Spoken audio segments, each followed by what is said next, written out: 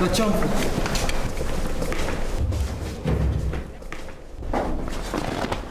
Partidul te vrea tuns, vacăre.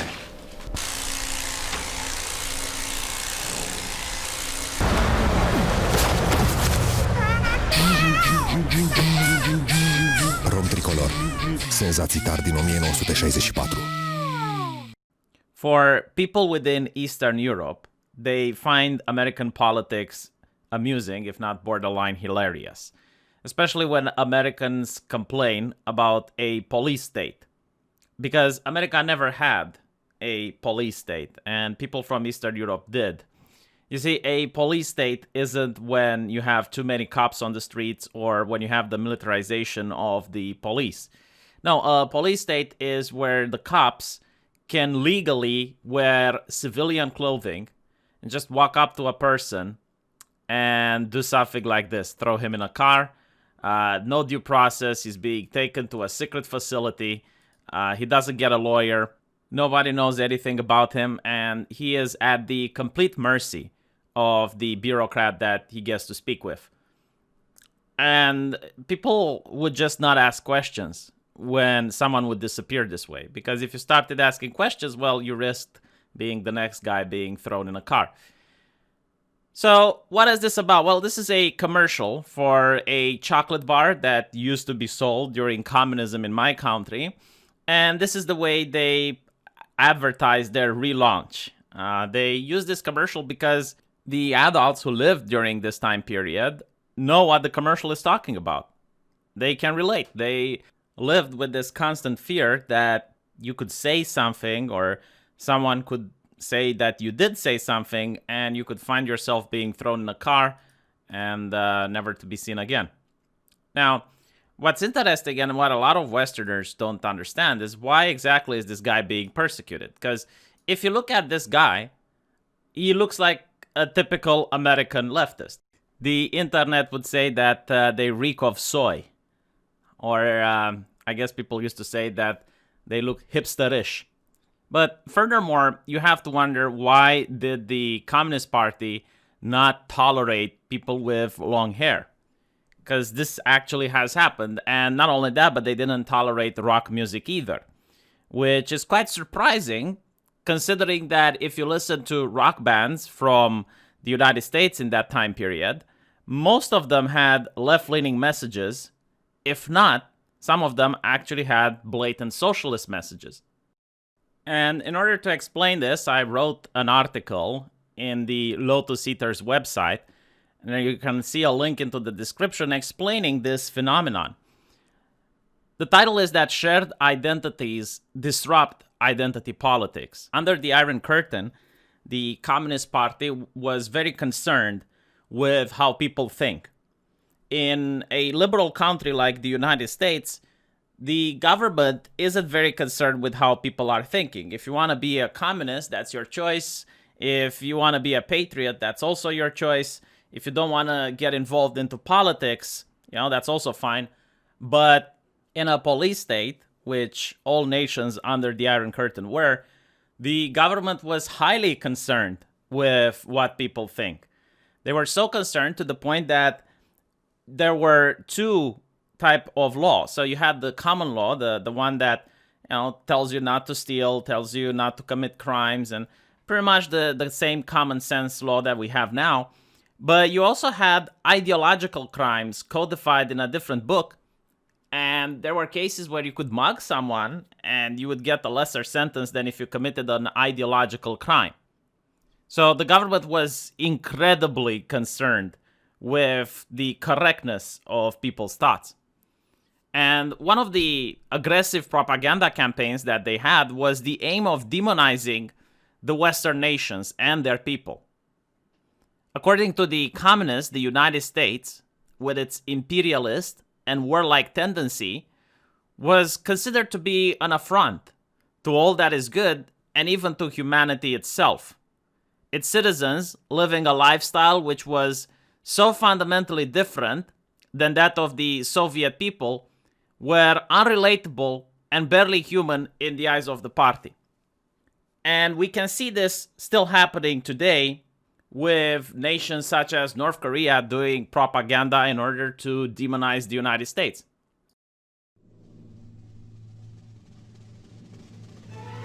How Americans live today. Dramatic music. This is how Americans live today, drinking coffee made from snow and living in tents and buying guns to kill each other, especially children. Some people complain about the guns. Living on the streets of modern-day America.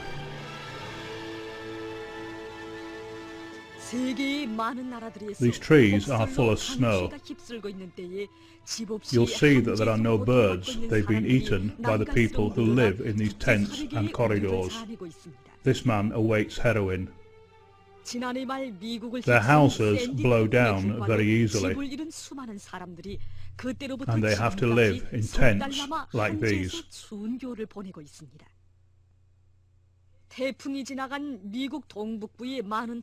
This man will show us his tent with pride. He points to his items, but the camera notices his roof has fallen down.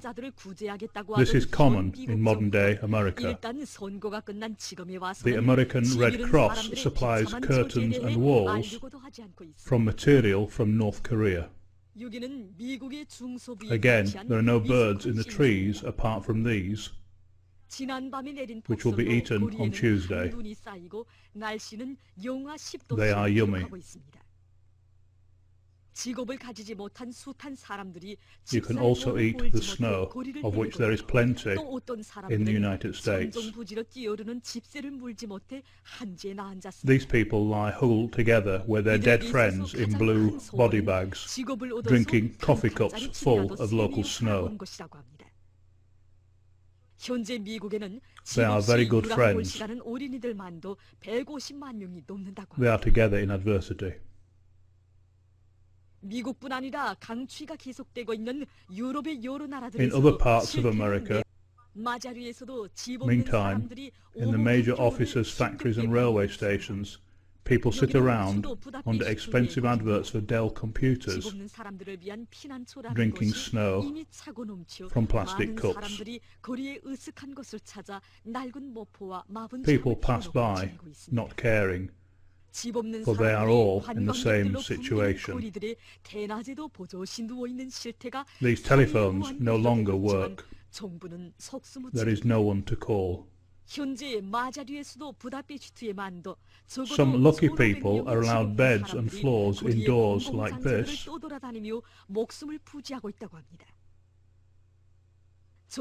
This is how they live in modern-day America, huddled together, the poor, the cold, the lonely, and the homosexual.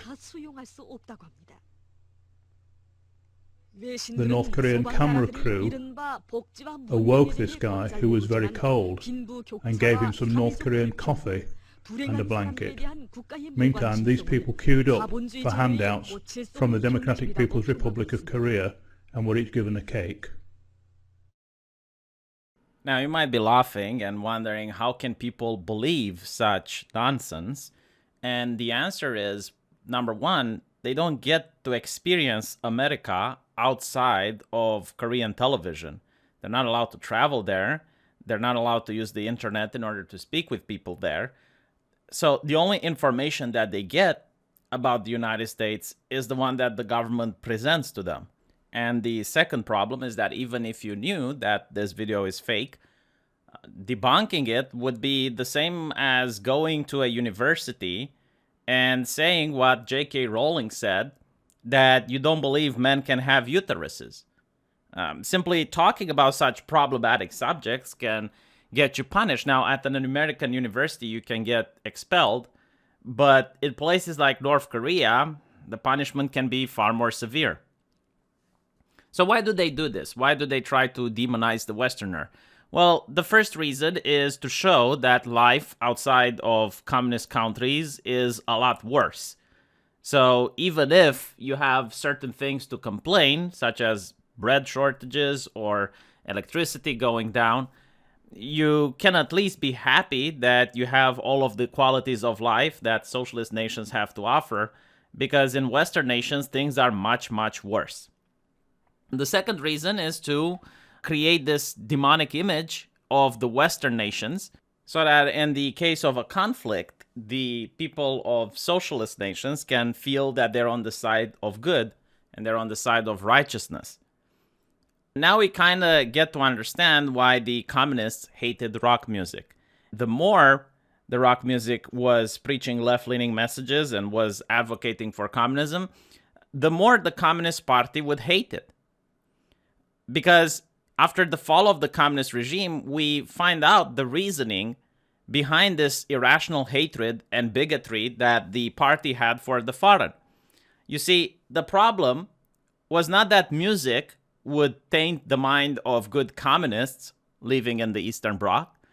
The problem was that it humanized the foreigner.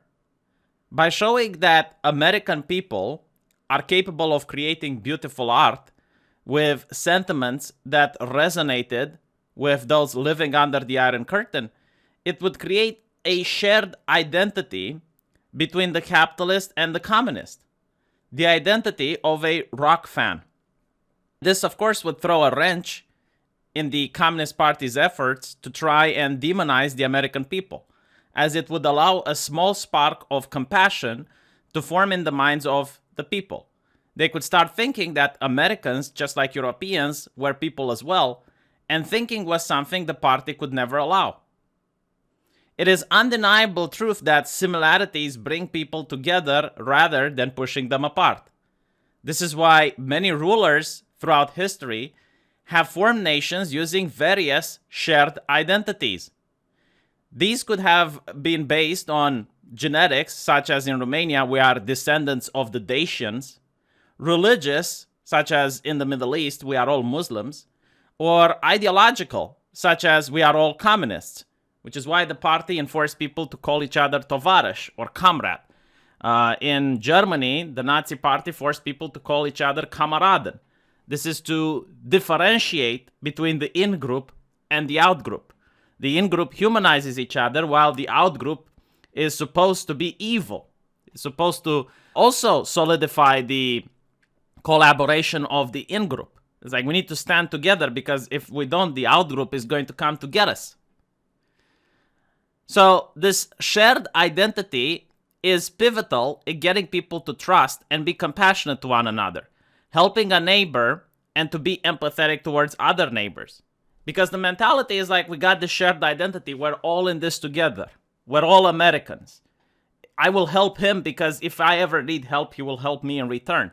Creates empathy, creates strong bonds. In the modern world, these shared identities find themselves under relentless assault by ideologues, big corporations such as the media, and some politicians. And they are attacking the very fabric that keeps communities together. A great example is the United States, because throughout history, the people of Europe have been through much strife and outright conflict.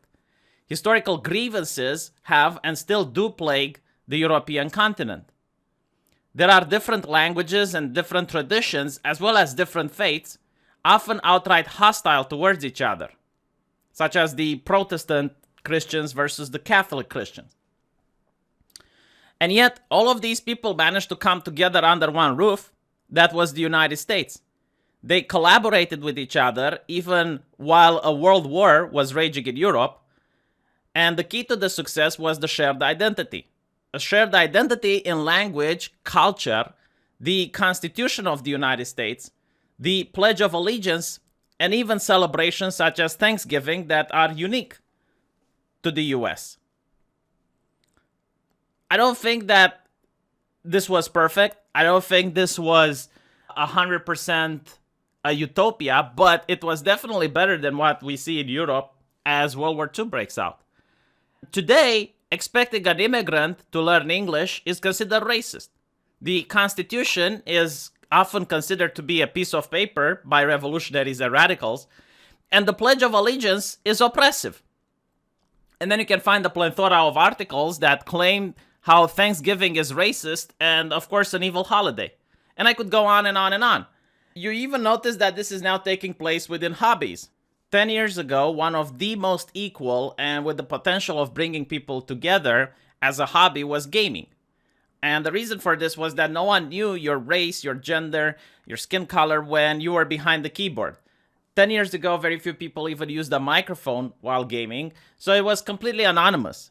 Here you have the game journalists that were pushing certain variations of socialism into the gaming community.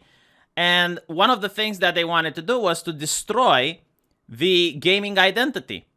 A coordinated effort within just one day, where articles such as "Gamers don't have to be your audience, gamers are over," we might be witnessing the death of an identity, that of gamer, the end of gamers, and you have all of these articles with the sole purpose of making people feel ashamed to call themselves gamers. And this is to the fact that gaming was a shared identity. It was universal. Anyone could claim that they're into video games and they want to be called a gamer. So they use the ideology of divide and conquer by pushing for identity politics. Now you don't have gamers. Now you have girl gamers. You have gay gamers. You got all of these other factions that have political interests. Like, for example, girl gamers, they don't want to see skimpily clad women in video games. Gay gamers, which do not appreciate with poor LGBT representation in video games, and that can mean whatever the journalist says it means. And it's a power-grabbing move. It's a move that pits people against each other. It's when they say, well, gaming now needs to be inclusive, and in order to make gaming inclusive, we have to ban all of the fascists that are into video games. And fascist is going to be like whatever the game journalist or the moderator decides that a fascist is. Like someone, for example, that's a right-winger. And this is why someone in the chat says, all of my hobbies and interests have two separate communities now, it seems. The right and left-leaning football supporters for the same club. The right-wing theme park enthusiasts and all the left-wing theme park enthusiasts. Sometimes all you want to talk about is knitting, but for all this talk of safe space, there is no safe space anymore from the culture wars. This is absolutely right, what Lee Burdett is saying. And it's what the video game journalists are pushing for. The idea of kicking out fascists from the video gaming community. And this allows companies like Sony, for example, to listen in on what you talk with your friends on private servers. So when you're voice chatting with your friends as you're playing PlayStation, Sony brags itself that it can listen in using AI, and it can actually ban you if you say naughty words. And of course, you have to trust Sony that it's not going to use the information that it collects for other purposes, because companies never lie. And they wouldn't be able to do this if gamers would just have a shared identity. The only reason they do this is because of identity politics. They're basically saying there's different types of gamers. Some gamers are being oppressed, and only with the help of big corporation can we manage to fix this problem. And finally, what identity politics is trying to achieve is to ban any form of communication between groups.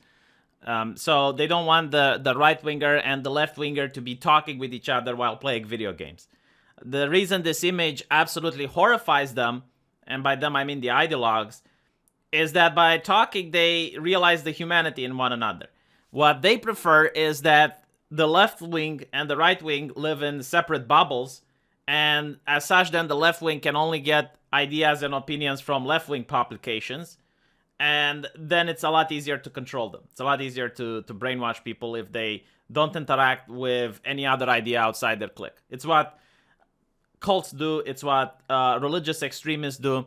This is why they get upset if you tell them that you went to a Trump rally, or they get upset if you tell them that you're watching Fox News. You don't get the same vibe when talking to conservatives. Like someone that's a conservative and finds out that you're watching CNN is going to be like, oh, well, okay. You know, if they find out you're watching the Young Turks, like they're not going to stop being friends with you just because of your preferences. But I know plenty of people on the left, on Twitter and other places on the internet, where if they find out that you're watching, that they're reading Breitbart, they're like, oh, or you're watching Alex Jones, they go like, oh, holy shit, you know, like clearly this is a bad person.